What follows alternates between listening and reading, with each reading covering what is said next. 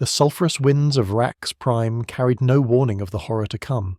For centuries, this unremarkable world in the Skara sector had served the Imperium faithfully as one of countless armory worlds scattered across Segmentum Obscurus, stockpiling weapons and ammunition for the endless wars humanity waged against the darkness. Its surface, marked by the distinctive Van Meersland wastes and crisscrossed with deep gorges, held vast underground storage facilities carved into the ancient rock. Millions of workers laboured in these subterranean complexes, most of them indentured criminals and penal labourers, their lives measured in production quotas and rationed air. The planet's importance lay not in grandeur but in function, a cog in the vast machinery of imperial logistics positioned strategically northwest of the Eye of Terror. When Cardinal Zaffan came to Vrax, few could have imagined that this humble world would become a charnel house that devoured millions of souls over 17 years of mechanized slaughter. The man who would doom Vrax Prime began his career as a protege within the Adeptus Ministorum, rising through the ecclesiastical hierarchy under the patronage of Cardinal Astral Borja. When his ancient patron finally succumbed to death after 4 centuries of life sustained by arcane technology, Zaffan ascended to fill the vacant seat, becoming Cardinal Astral of the entire Scarus sector. His ambition burned with the same fervour as his faith. He embarked upon a pilgrimage across his vast domain, a journey expected to consume over 5 solar years, bringing his message of spiritual renewal to the downtrodden masses across countless worlds. Thousands accompanied him on this odyssey, including Sisters of the Argent Shroud who had sworn to defend him with their lives. Wherever Zaffan travelled, his passionate sermons ignited something primal in the hearts of those who heard him. The common labourers, the forgotten workers, the indentured souls who existed only to serve the Imperium's insatiable appetite for production, found in his words something they had never possessed. Hope. It was this dangerous gift of hope that drew the attention of darker forces. Deacon Maimon, who would later be revealed as an agent of corruption, attached himself to Zaffan's inner circle. With subtle whispers and careful manipulation, Mammon began to shape the Cardinal's righteous zeal into something far more sinister. The message evolved from calls for spiritual renewal into proclamations of a coming war of faith, a crusade to purge the galaxy of heretics and doubters. When Zaffan finally arrived at Vrax Prime, he found fertile ground for his increasingly radical gospel. The planet's 8 million inhabitants included vast numbers of penal workers who lived brutal existences in the underground facilities, chained together, worked until exhaustion or death claimed them. To these wretched souls, Zaffan's preachers brought word of redemption, of a chance to escape their suffering through service to the Cardinal's holy cause.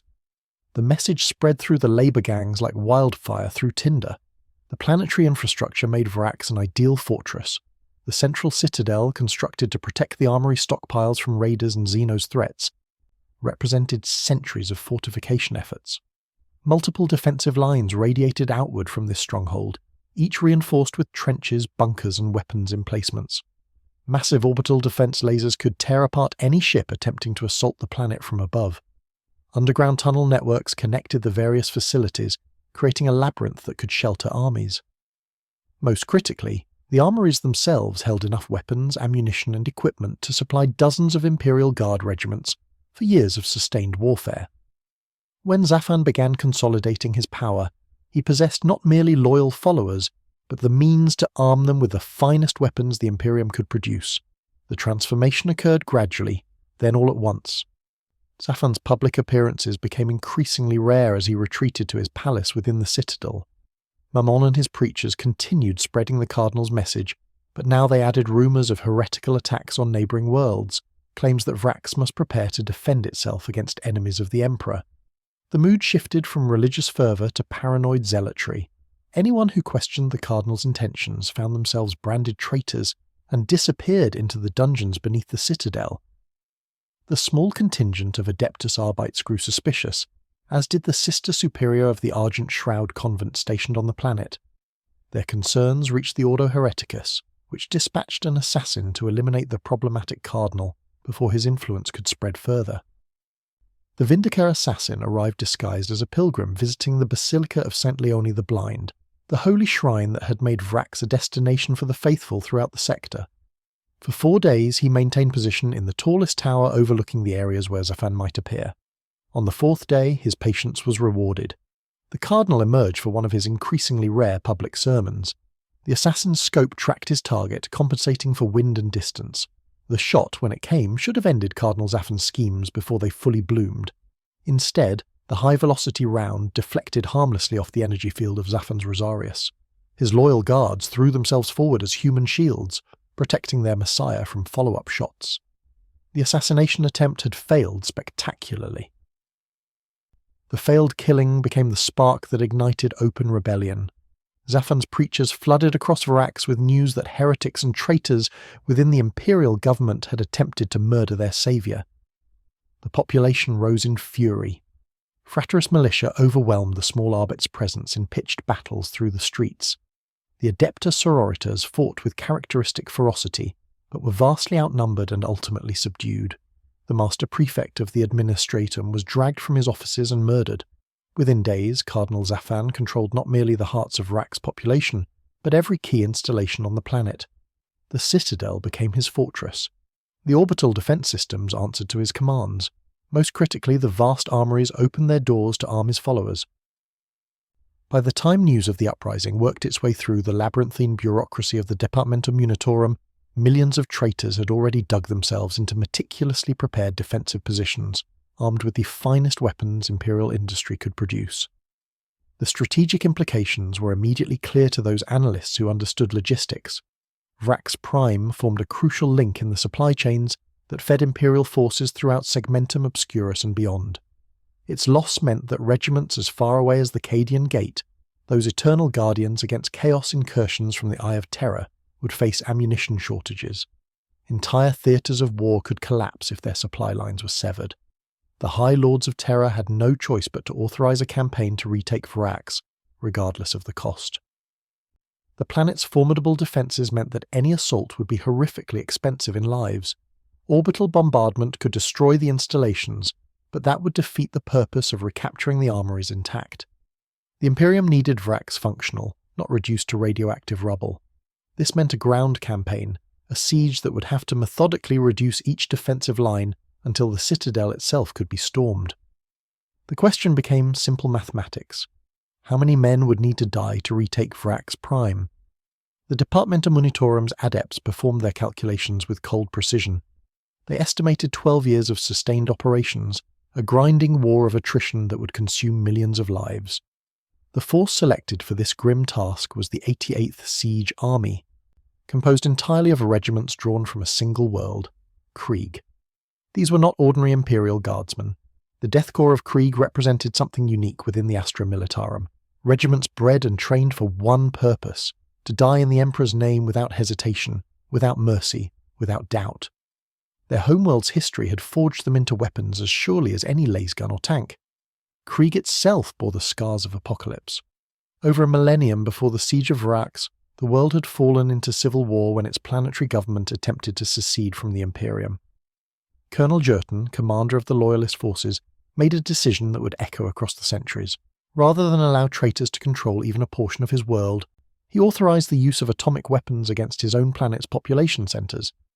The nuclear bombardment transformed Krieg into a radioactive wasteland where perpetual winter reigned, and the very air became poison. Loyalist forces retreated into underground hive cities, where they raised new generations in the contaminated darkness. These children grew up knowing only war, only service, only the crushing guilt that their ancestors had betrayed the Emperor. Over 500 years of the most brutal warfare imaginable, the Loyalists reclaimed their poisoned world trench by trench, tunnel by tunnel, paying for every metre of irradiated mud with rivers of blood. The survivors of this apocalyptic civil war developed a culture that venerated death in battle as the highest honour.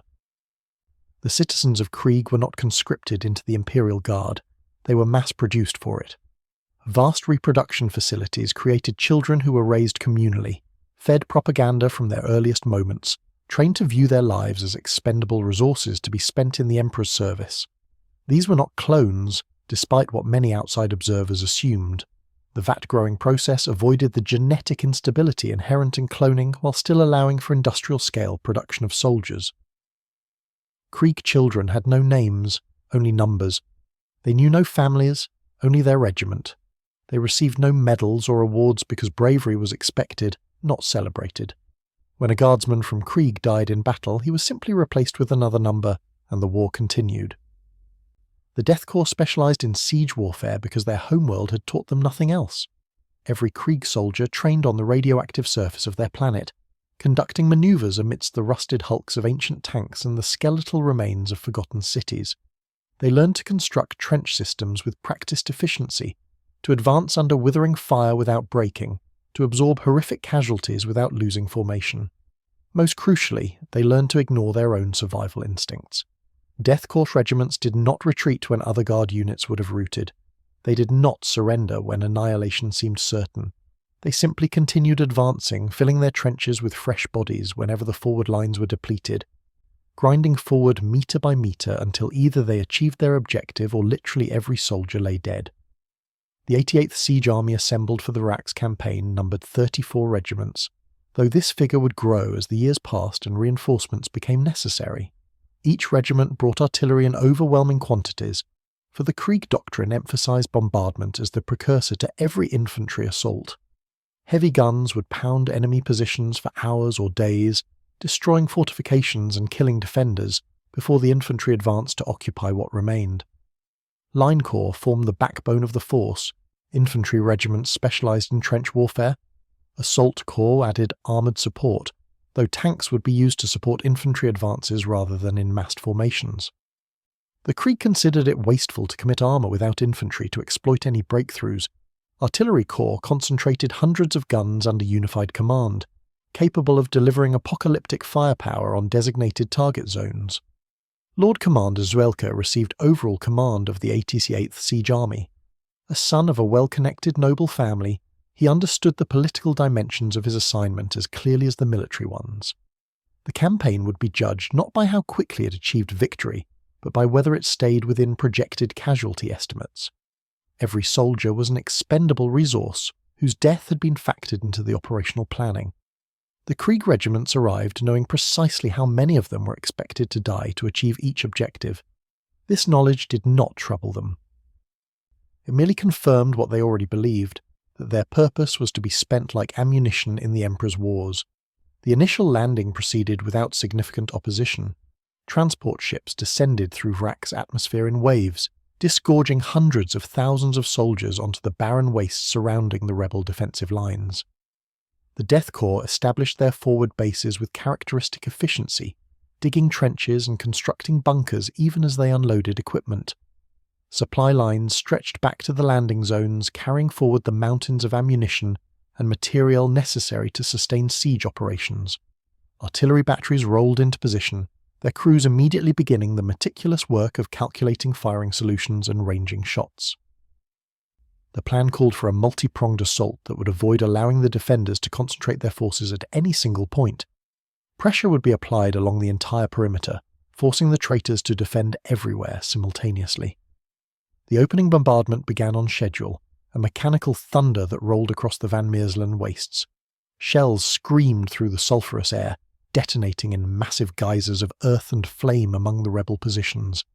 The barrage continued for days without pause, illuminating the perpetual twilight with flashes of orange and red. Death Corps observers watched through scopes, noting which enemy bunkers were destroyed and which required additional attention. When the artillery finally ceased, the infantry began their advance. 50,000 men rose from their trenches on the second day and began walking toward the enemy lines through the cratered landscape. Las fire and heavy weapons tore into their ranks. Men fell by the hundreds, but the lines kept moving forward. Behind them, fresh waves of troops climbed from the trenches to maintain the pressure. The first assaults achieved modest gains. Several enemy outposts fell after brutal close-quarters fighting.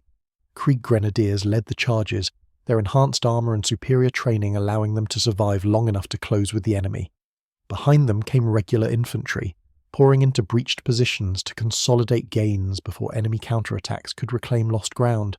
Each captured trench had to be cleared body by body. Every bunker had to be checked for holdouts who might emerge to attack from behind. The Vraxian defenders fought with desperate courage, understanding that surrender meant execution for heresy. They had been told that the Imperial forces were the true traitors, that they defended the Emperor's faith against corruption. Many died believing these lies. Fort A453 represented the first major test of the Krieg assault doctrine. This strategically important strongpoint anchored a crucial section of the enemy's outer defensive line. A night bombardment preceded the main assault, though it achieved less than hoped. At dawn, Krieg grenadiers advanced alongside armoured support, including several Baneblade super heavy tanks whose massive cannons demolished fortified positions. The fighting lasted 3 days of continuous combat. Underground tunnels beneath the fort became sites of claustrophobic battles, fought with flamers and close-range weapons. Traitor defenders attempted to burn out Krieg tunnel fighters, only to be met with return fire that transformed the confined spaces into crematoriums. On the surface, infantry waves broke against the fort's defences until sheer attrition created gaps in the enemy lines. Combat engineers brought up dozer-equipped vehicles to fill anti-tank ditches, allowing armour to cross and support the final push. The capture of Fort A453 came at devastating cost, but it represented the campaign's first significant breakthrough. Death Riders, the Death Corps' cavalry units mounted on cybernetically enhanced horses, pursued fleeing traitors through the shattered defensive lines. What began as organised withdrawal collapsed into rout as the defenders retreated to their secondary fortifications. For a brief moment, it appeared the Krieg doctrine was working precisely as calculated. The defenders would be ground down through relentless pressure until their resistance collapsed. That optimism proved premature. 2 years into the siege, the Vraxian forces launched their first major counter-offensive. PDF garrison troops and militia units struck at night along the northern sectors, catching unprepared Krieg formations and driving them back with furious energy. The attack demonstrated that the enemy had been learning, adapting, becoming more capable. What the Imperial commanders had dismissed as rabble armed with stolen weapons fought with discipline and determination. The counter-offensive reversed weeks of hard-won gains and killed thousands of Krieg soldiers. Both sides dug in along new lines, and the true character of the Siege of Rax began to emerge. This would not be a campaign of dramatic breakthroughs and rapid advances. It would be a meat grinder that devoured men and material without pause. Life in the trenches became an exercise in sustained misery. The Death Corps soldiers existed in narrow ditches carved through poisoned earth, breathing filtered air through their distinctive gas masks. Every breath carried the sulphurous stench of Vrak's atmosphere, mixed with the cordite smell of constant artillery bombardment. Ration supplies came forward through communication trenches, delivered by men who often died from random shellfire before completing their runs. Water was precious. Purification tablets necessary to make anything drinkable. Sleep came in brief snatches between bombardments, always interrupted by stand-to orders when enemy attacks were detected.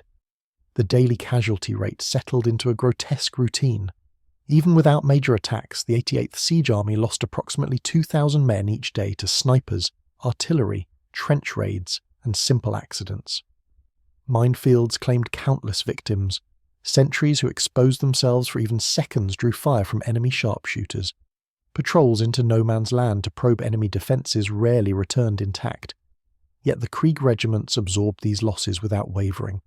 Fresh replacements arrived regularly from their homeworld, numbered conscripts who took up the positions vacated by their dead predecessors.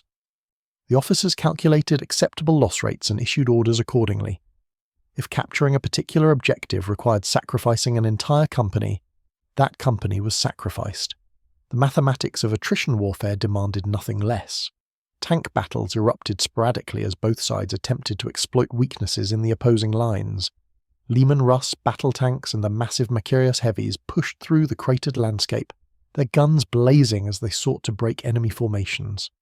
The traitors possessed their own armour, drawn from the Vrak's armories before the siege began.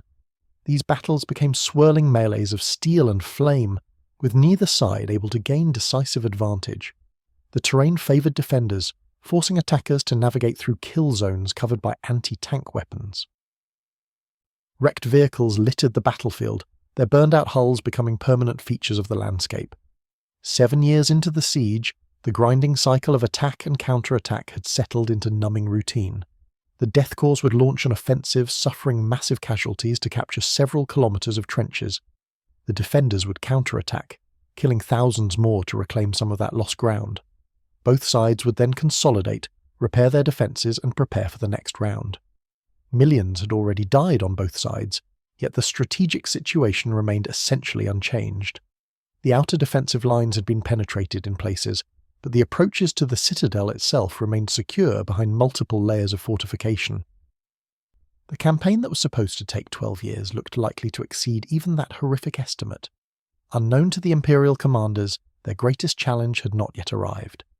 In the depths of space beyond Vrax, a warship of sinister design crept toward the system, its hull bearing symbols that marked it as belonging to the ancient enemies of mankind. Within its corridors walked warriors who had betrayed the Emperor 10,000 years before, veterans of the Horus heresy who had learned that patience and subtlety often achieved what raw force could not. The Alpha Legion had heard of Vrax, and they came not merely to defend it, but to transform it into something far more dangerous than a simple rebellion. The true horror of the siege of Vrax was about to begin.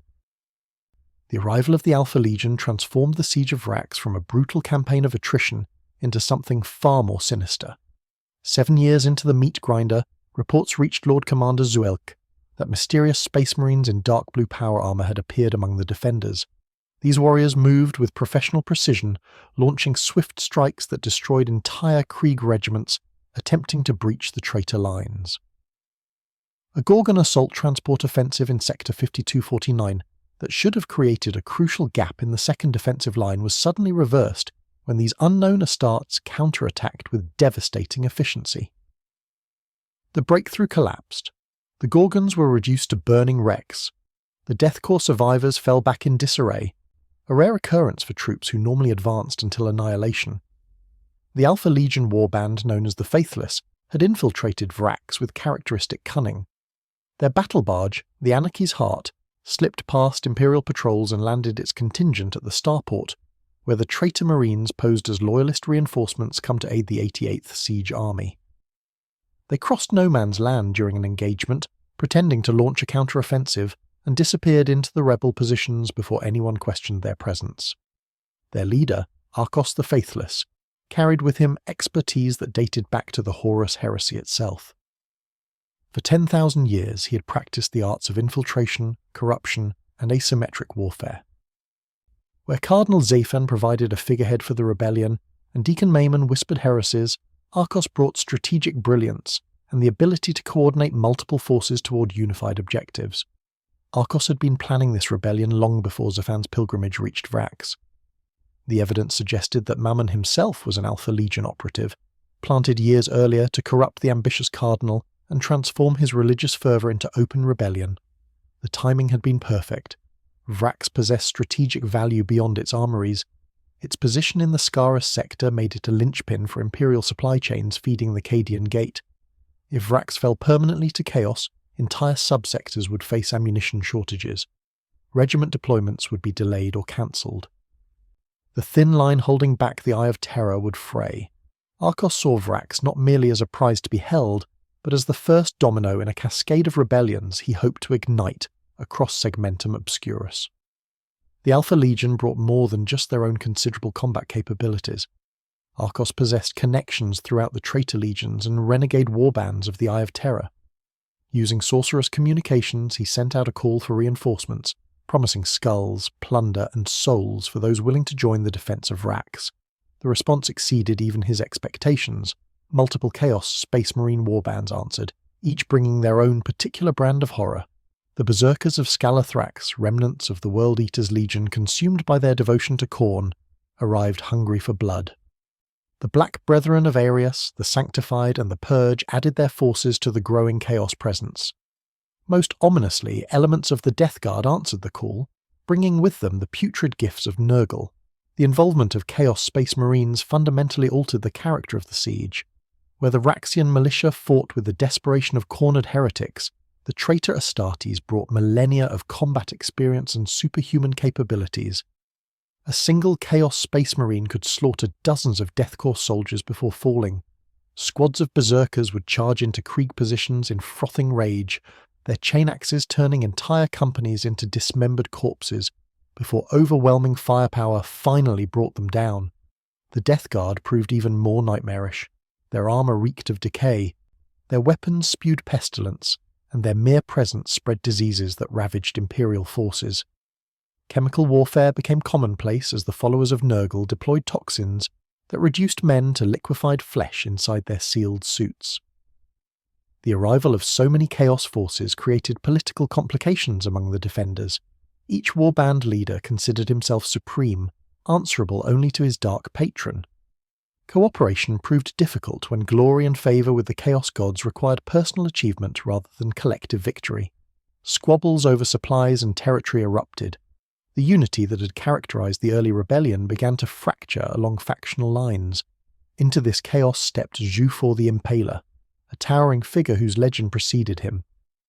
Once a space marine of the Stormlord's chapter named Balzac, he had been captured by the World Eaters during a campaign and subjected to horrific torture. Rather than execute him, they had broken his mind, flooded his system with combat drugs, and transformed him into a devotee of Khorne. Now he led the Skulltakers warband, and he came to Vrax with explicit orders from Abaddon the Despoiler himself to take command of the Chaos War effort. Jufor began subjugating the other warbands through a combination of combat prowess and political manoeuvring. Most submitted rather than face his wrath. The Berserkers of Scalathrax, the Black Brethren, the Sanctified, all bent knee to the master of the Skulltakers. Only Arcos and his Alpha Legion refused outright submission. The faithless would not bow to any authority, but neither did they wish to face Jufor's fury. The two Chaos Lords struck a treacherous bargain. Arcos controlled access to Cardinal Jaffan, who remained the nominal leader of the rebellion in the eyes of the Vraxian populace. The militia fought because they believed in their cardinal's righteousness. Without that belief, resistance might collapse. Arcos agreed to deliver Zaffan to Jufor in exchange for the Alpha Legion, maintaining their independence. The deal was struck in secret, and its consequences would prove catastrophic for the man who had started the entire war. Jufor and his Terminator bodyguard entered the Cardinal's palace through passages provided by the Alpha Legion. What followed was a charnel house of slaughter. The Skulltakers murdered everyone they encountered, painting the ornate halls with arterial spray. When they finally reached Zaffan himself, the Cardinal who had dreamed of leading a war of faith across the stars, Jufor seized him personally. The warrior whose transformation into a Chaos devotee had begun with his own torture understood precisely what awaited the failed prophet. Zaffan was thrown into the dungeons, kept alive but imprisoned, reduced from messianic figurehead to sacrificial victim. The Vraxian renegades were told nothing of this coup. As far as they knew, Cardinal Zaffan still guided their righteous rebellion. The truth remained hidden in the darkness beneath the citadel. The Dark Angels arrived in force, led by Supreme Grandmaster Azrael himself. Half the chapter deployed to Vrax, an unprecedented commitment for a chapter normally reluctant to involve itself in campaigns that did not directly concern their own secret agendas. The reason became clear to those few who understood the truth behind their obsession. The Alpha Legion had information about the Fallen, those Dark Angels who had turned traitor during the Horus Heresy. Arcos and his warriors might know names, locations, secrets that the Unforgiven chapters had spent 10,000 years trying to suppress. This opportunity justified any sacrifice, any cost in lives or resources. The Dark Angels descended upon Vrax starport with Thunderhawks and orbital bombardment, achieving their initial objectives within minutes. They destroyed dozens of traitor vehicles and killed hundreds of defenders in a display of Space Marine superiority. The battle for the starport became a vicious engagement that highlighted both the Dark Angels' capabilities and the cunning of their enemies. Arcos laid traps using militia units as bait, drawing the loyalist Astartes into ambushes where his own veterans waited. In one engagement, the Dark Angel's standard bearer fell to Alpha Legion fire, a symbolic blow that stung far beyond the tactical loss. Supreme Grandmaster Azrael himself duelled Arcos amidst the ruins, the two warriors trading blows that would have killed normal men instantly. Azrael gained the upper hand, wounding Arcos severely, but Deathwing Terminators had to intervene to save their leader from a killing stroke. The cost was terrible. Over 200 Dark Angels battle brothers died in the fighting. The starport was destroyed along with the causeways crossing the Suna Trench, denying their use to either side.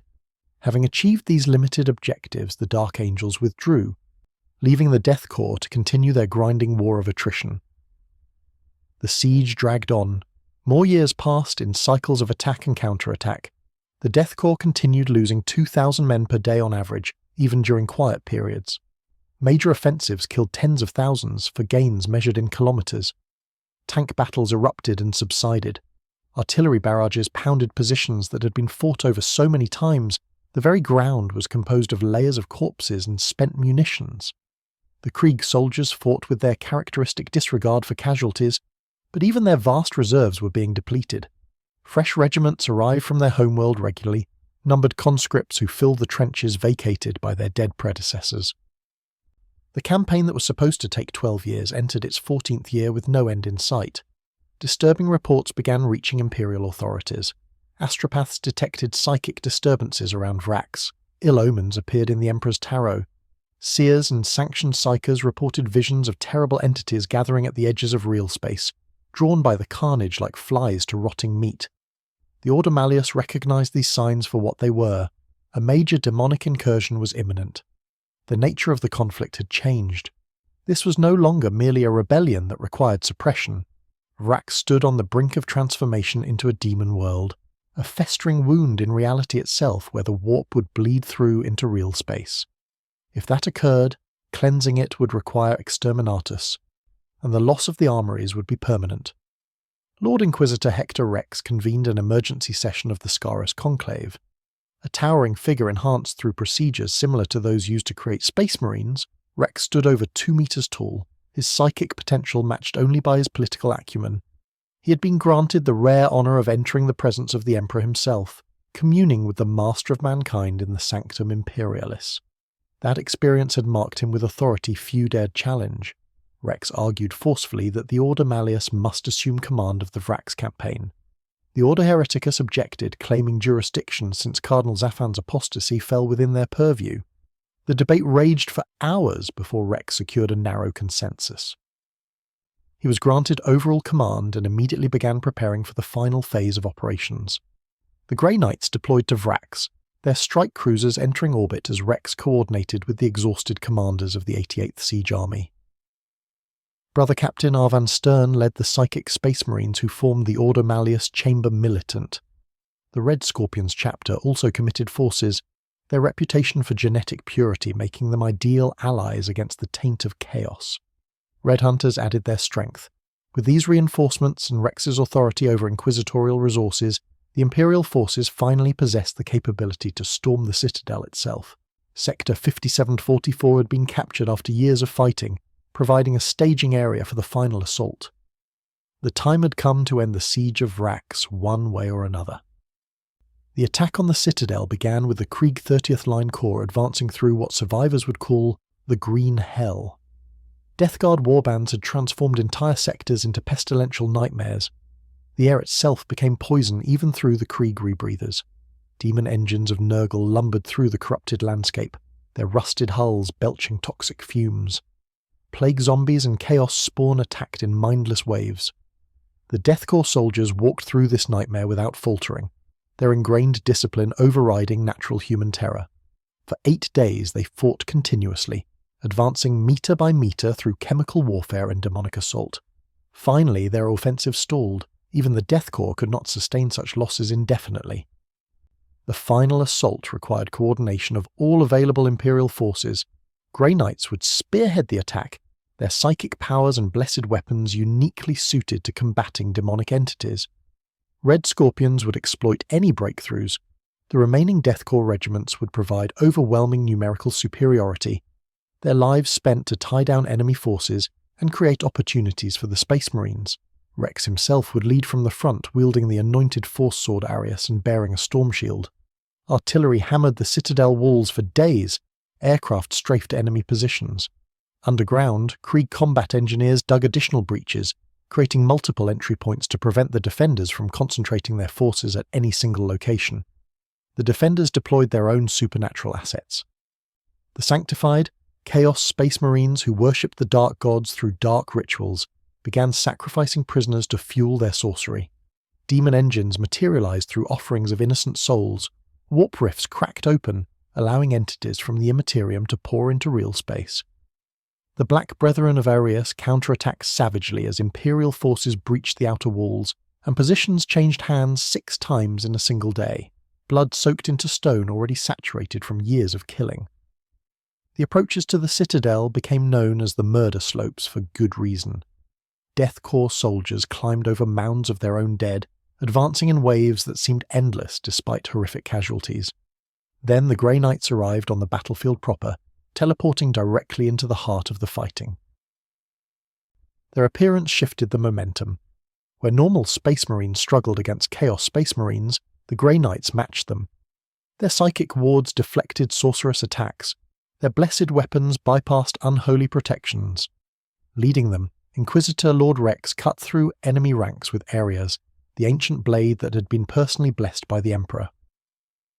The lower gate spur fell to Imperial control after the Grey Knights broke the demon-enhanced defences. Additional enemy counterattacks were repulsed. For the first time in 17 years, victory appeared possible. Jufor recognised that defeat was inevitable unless extraordinary measures were taken.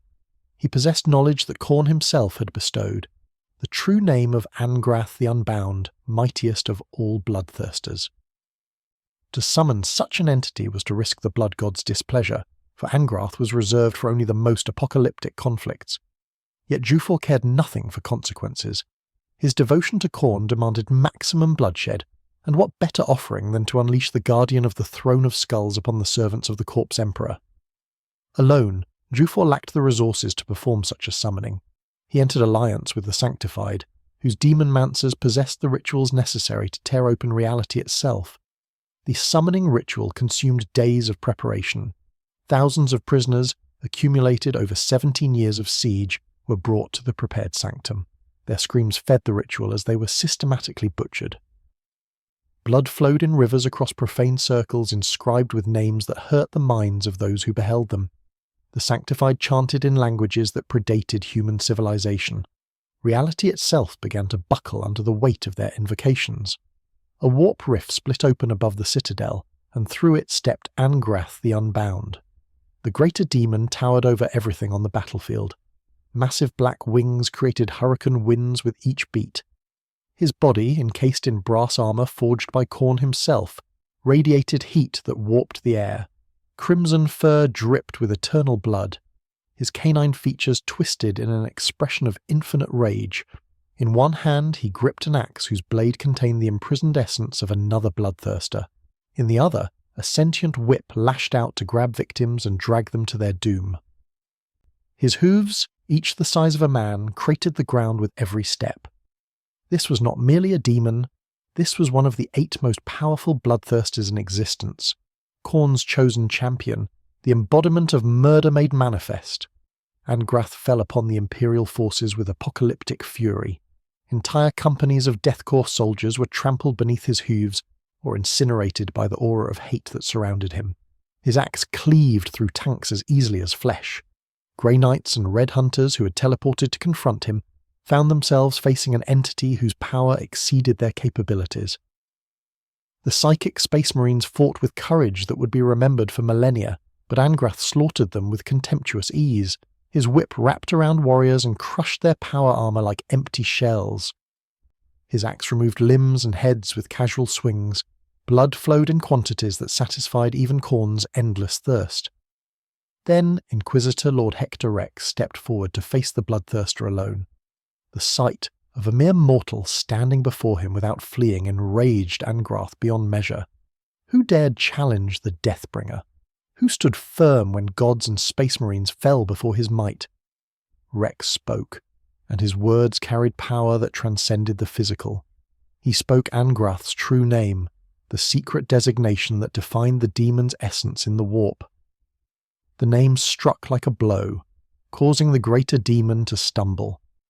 Rex continued speaking, identifying Angrath's nature, cataloguing his weaknesses, reminding the entity that his bonds to real space remained tenuous. The ritual that had summoned him could be reversed if sufficient power was brought to bear. Angrath roared and attacked, his pride wounded beyond tolerance. The demon rushed forward in mad rage, his hooves seeking to trample this impudent mortal into paste. Rex met the charge with his storm shield raised, the blessed artifact deflecting blows that would have shattered mountains.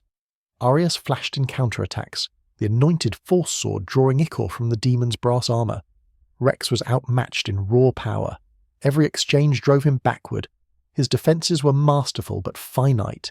Anagrath's centuries of experience in slaughter gave him advantages no mortal could overcome through skill alone. The bloodthirster pressed his attack, sensing victory, preparing the killing blow that would send this presumptuous human's skull to join billions of others in Khorne's throne. Overconfidence proved Anagrath's undoing. The demon had grown accustomed to easy victories, to opponents who fell before his might without offering meaningful resistance.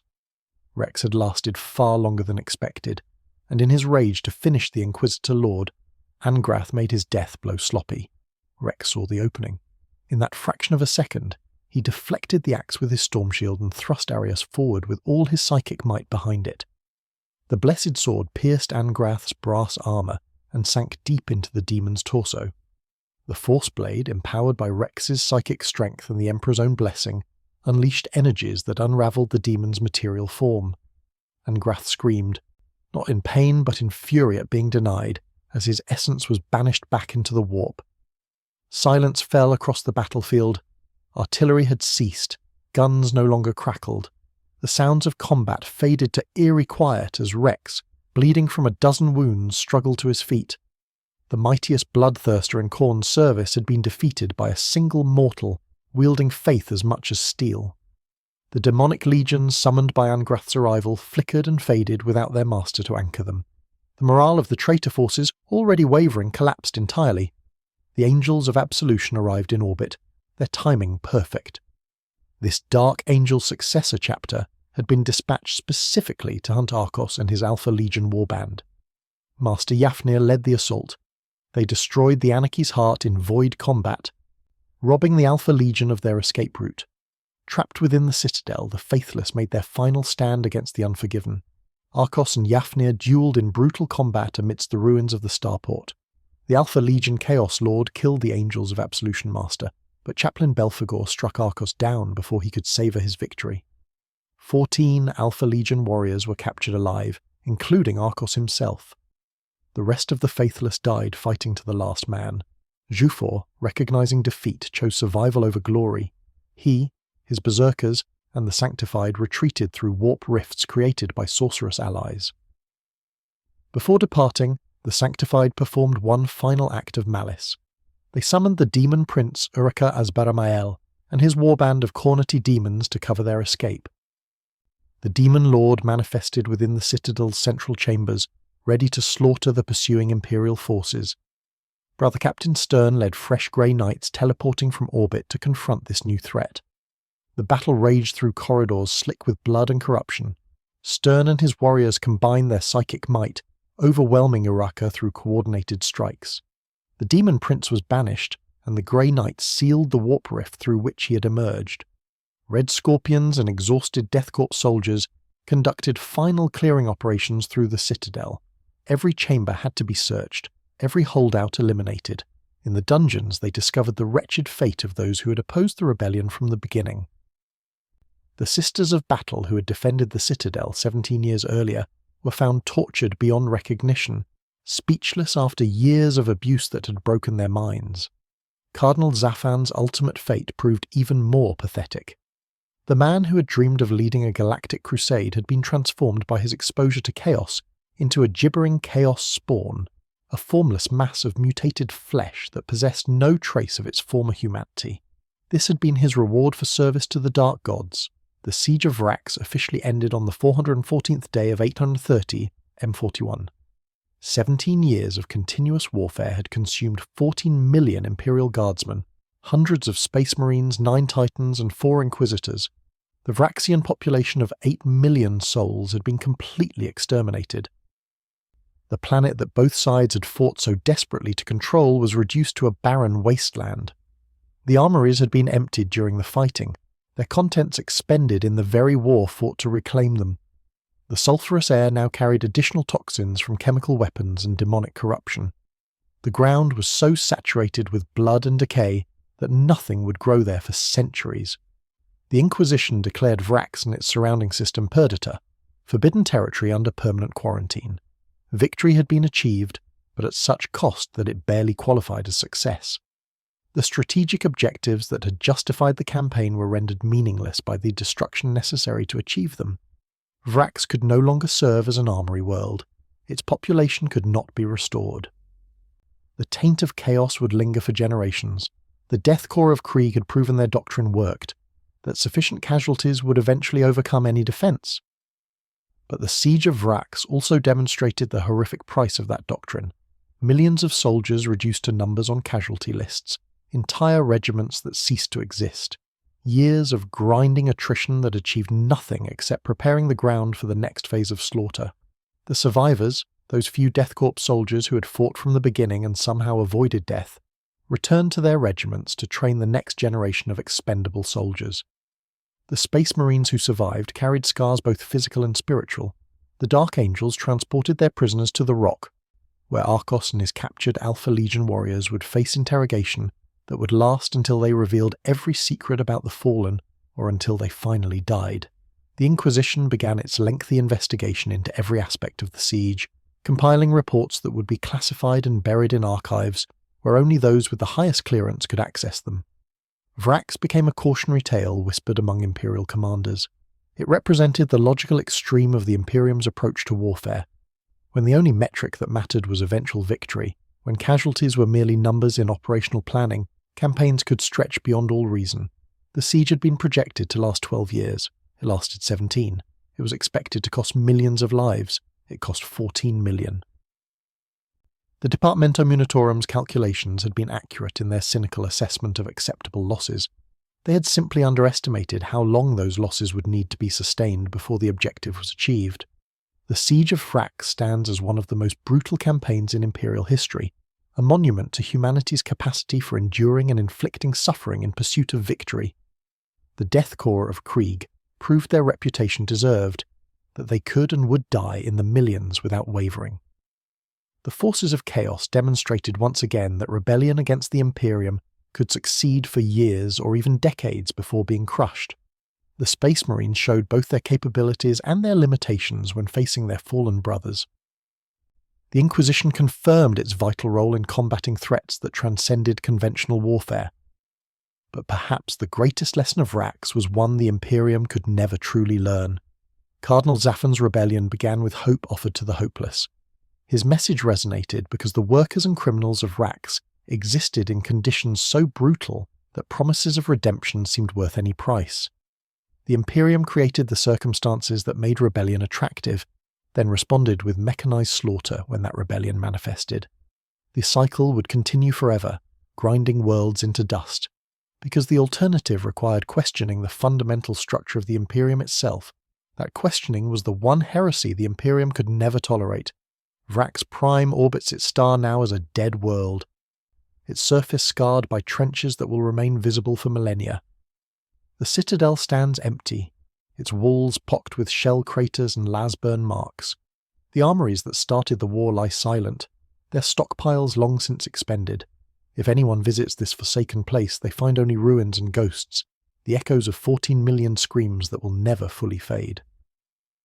The siege of Vrax is over, but its memory endures as a reminder of the Imperium's true nature, an empire that measures victory not in what is gained, but in what it is willing to sacrifice to prevent others from claiming what it cannot afford to lose.